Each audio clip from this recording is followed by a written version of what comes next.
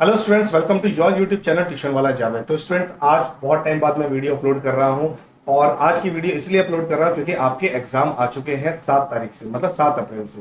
तो जिनका अप्रैल सेशन था उनके एग्जाम स्टार्ट होने वाले हैं। तो एग्जाम से रिगार्डिंग ही मैं आपसे बात करने आया हूं और कुछ जेन्युइन चीजें आपको बताने आया हूं जो आपको बहुत ज्यादा हेल्प करेंगे आपके एग्जाम के लिए। तो वीडियो में आगे बढ़ने से पहले चैनल को सब्सक्राइब कर दे ताकि आने वाली जेन्युइन नोटिफिकेशन आपको टाइम से मिलती रहे। तो चलिए शुरू करते हैं।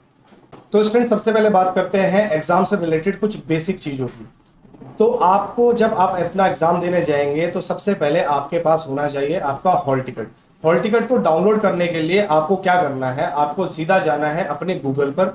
गूगल आप मोबाइल से भी यूज कर सकते हैं और चाहे तो अपने लैपटॉप या अपने पीसी से भी यूज कर सकते हैं। तो गूगल पे आपको जाना है। गूगल पे जाने के बाद आपको लिखना है अपना NIUS हॉल टिकट 2022 अप्रैल।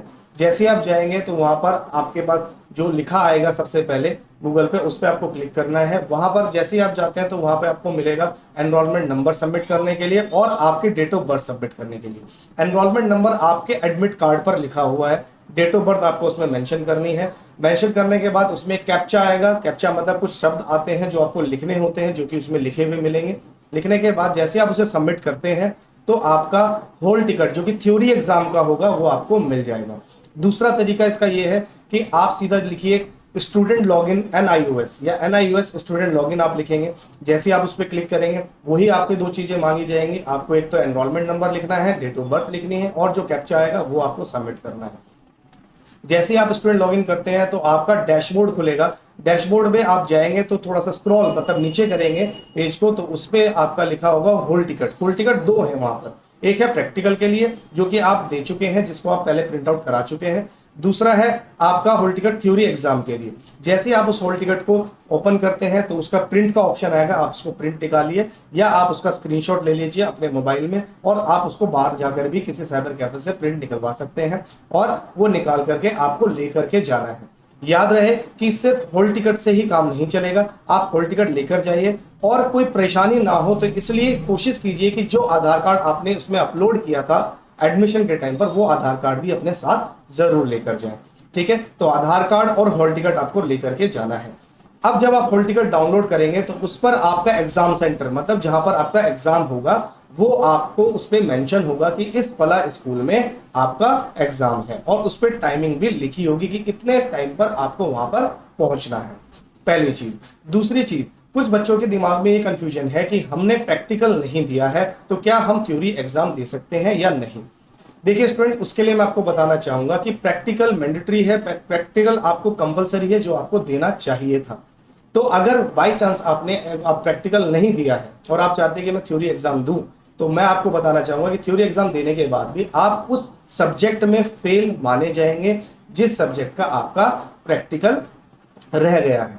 ठीक है, मान लीजिए आपके पास 5 सब्जेक्ट हैं, 5 सब्जेक्ट में से आपने 3 सब्जेक्ट्स के प्रैक्टिकल देने थे और वो तीनों सब्जेक्ट्स के आपने प्रैक्टिकल नहीं दिए हैं, तो आप थ्योरी एग्जाम भी देंगे तो भी आपको फेल माना जाएगा। आपको दोबारा से थ्योरी एग्जाम देना होगा और प्रैक्टिकल भी दोबारा से देने होंगे नेक्स्ट जो भी पीरियड आपको मिलेगा उसके अंदर, चाहे वो 1 महीने बाद एग्जाम कंडक्ट करें चाहे वो 2 महीने बाद एग्जाम कंडक्ट करें। तो आपको दोबारा से अपनी थ्योरी और प्रैक्टिकल दोनों के दोनों देने ही होंगे।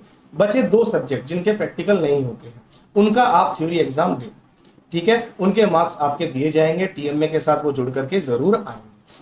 कोशिश ये कीजिए, अगर मान लीजिए प्रैक्टिकल नहीं भी दिए हैं और आप थ्योरी एग्जाम देना चाहते हो तो आप दे सकते हो। उससे ये बेनिफिट होगा कि आपको ये पता लग जाएगा कि पैटर्न्स कैसे होते हैं, पेपर का पैटर्न कैसे आता है, एग्जाम्स कैसे मतलब क्या क्रिएट करना होता है, कैसे आपको उसमें लिखना है, तो उससे आपकी प्रैक्टिस ही हो जाएगी। तो कोशिश कीजिए, क्योंकि आपने 5 सब्जेक्ट्स की एग्जामिनेशन फीस सबमिट की हुई है। अब आती है तीसरी बात। तीसरी बात यह है कि हमें सर बुक्स नहीं मिली है, हमारी प्रिपरेशन नहीं हुई है। तो देखो बच्चों, 2 से 3 दिन 4 दिन आपके पास बचे हुए हैं। 7 तारीख से आपके एग्जाम स्टार्ट है, किसी के 7 से है तो किसी के 12 तारीख से स्टार्ट है। अब बुक्स के बारे में आर्ग्यूमेंट करना या किसी से नोट्स परचेज करना लेना, उससे कोई फायदा नहीं होने वाला है। जो भी आपको ऑनलाइन मिलता है, आप जाइए NIUS की वेबसाइट पर जाइए, वहां पर बुक्स अवेलेबल हैं, उन्हें डाउनलोड कीजिए। उनमें से कुछ चैप्टर्स को आप सिर्फ मतलब नॉर्मली उसको रीड कर लो। कम से कम जब आप किसी सब्जेक्ट्स का आप पेपर देने जाओगे तो उससे मिलता जुलता तो आप कम से कम कर ही दोगे।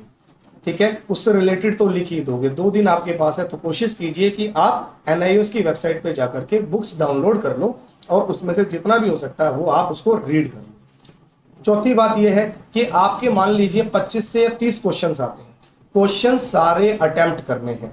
आप बहुत सारी वीडियोस यूट्यूब पर देख रहे हैं कि बहुत ही फ्लेक्सिबिलिटी एनआईओएस आपको प्रोवाइड करा रहा है कि आप कम से कम सब्जेक्ट से रिलेटेड आप लिख कर आए, जितने शब्दों में उन्होंने मांगा है उतने शब्दों में आप उसको लिख कर आए, तो कम से कम आपको उसके बेस पर ग्रेस मार्क्स तो आपको कम से कम दिए जाएंगे और लूज मार्किंग भी होगी, चेकिंग भी लूज होगी, ताकि ज्यादा से ज्यादा बच्चों को पास किया जाए। क्योंकि एनआईओएस भी बखूबी जानता है कि बच्चों के पास बुक्स नहीं पहुंची है।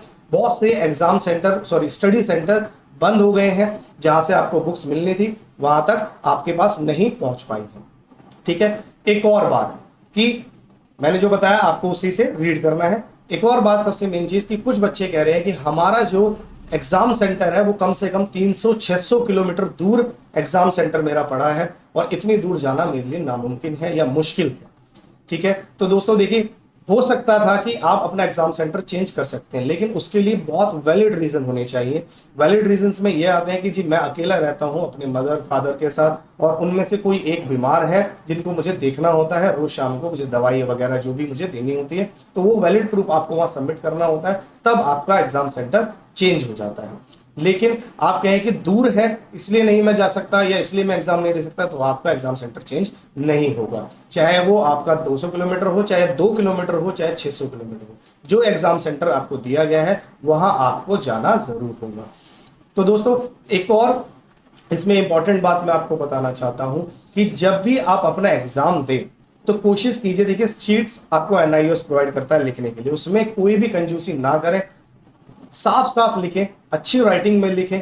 ठीक है ना, अच्छे पेन का यूज करें, कोई कटिंग ना करें कि गलत हो गया तो उतना ज्यादा काट दो कि वो अलग से ही दिखाई दे। साफ साफ आप लिखें, मतलब वो होता है ना कि दिल से आप एग्जाम दें।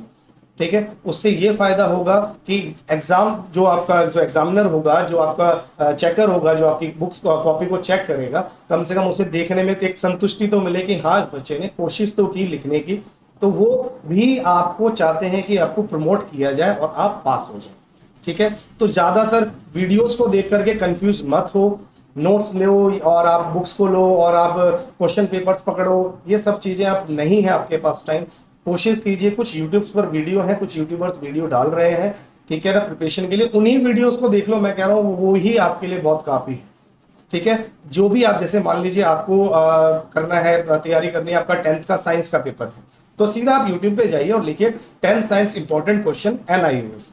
ठीक है, या एनआईओएस 10 साइंस इंपॉर्टेंट क्वेश्चन अप्रैल एग्जाम।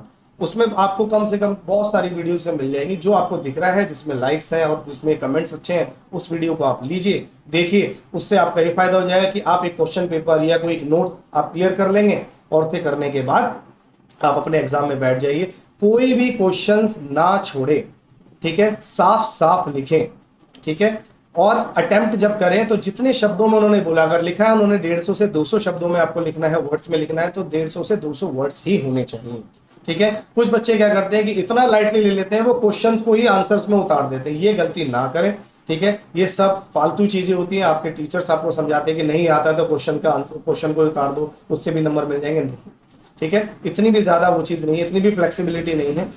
कम से कम बस रिलेटेड उससे लिख करके आना है। ठीक है, बहुत टाइम बाद मैंने वीडियो बनाई है, ठीक है, लेकिन अब मैं रेगुलर दोबारा से रहूंगा। कुछ पर्सनल प्रॉब्लम थी जिसकी वजह से मैं वीडियोस अपलोड नहीं कर पा रहा था, तो लेकिन आगे आने वाले टाइम पर आपको जेन्युइन चीजें, जो मेरे को लगता है, जो मैंने अभी तक देखा है स्टूडेंट्स के रिगार्डिंग, जो मेरे पास आते हैं, जिनके एडमिशन हम लोग करते हैं, बहुत सारे बच्चे इनके एडमिशन हम करते हैं, तो वो मुझे बताते हैं कि सर हमने जब एग्जाम दिया तो हमें ये प्रॉब्लम आई और हमने ऐसे ऐसे पेपर को अटेम्प्ट किया। तो उन्हीं बच्चों से लेकर के डिटेल्स लेकर के मैं आपको साझा करता हूँ, आपको बताता हूँ। तो अगर मेरी वीडियो पसंद आ रही है तो आप वीडियो को लाइक करें, शेयर करें और सब्सक्राइब करना ना भूलें। सब्सक्रिप्शन से फायदा ये होगा कि आपको नोटिफिकेशंस टाइम से मिल जाएंगी और जेन्युइन बातें ही मैं आपको शुरू से बोलता हूं कि मैं बताता हूं, वो जेन्युइन बातें आपको पता लगती रहेंगी। तो मिलते हैं नेक्स्ट वीडियो में, तब तक के लिए नमस्कार, जय हिंद, जय Bharat and best of luck for your exam.